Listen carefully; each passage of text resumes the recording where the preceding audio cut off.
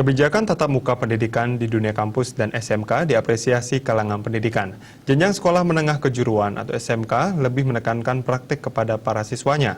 Namun di tengah pandemi, protokol kesehatan tetap ditekankan dan siswa suatu kelas dibagi menjadi dua kelompok, yaitu setengah jumlah siswa belajar praktik dan sedangkan setengahnya lagi belajar teori. Kepala SMK Saraswati 1 Denpasar, Wayan Rete mendukung kebijakan pembelajaran tatap muka di SMK dan kampus. Secara mendasar, para siswa SMK harus praktek, namun tetap mematuhi dengan disiplin protokol kesehatan yang dilaksanakan di sekolah.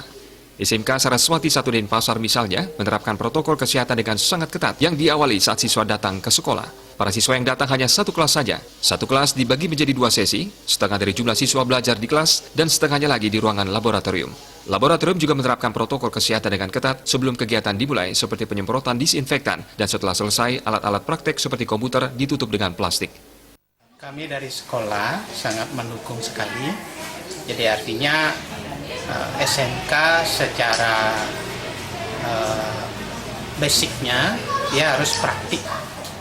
Ya, sehingga dengan datangnya program Mendikbud kemudian SMK bisa ke sekolah, kami sangat mendukung tentunya dengan protokol kesehatan yang dilaksanakan di sekolah.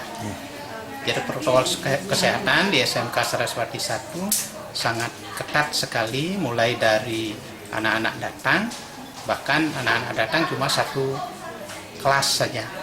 Jadi satu kelas kemudian kami bagi menjadi dua sesi, setengah dari 36, kami per kelas 36, setengah di ruang lab. Kemudian lab juga sangat ketat sekali protokol kesehatan. Jadi sebelum kegiatan itu dimulai disemprot dengan dispentan, kemudian begitu selesai ditutup dengan plastik. Saputra, Bali TV.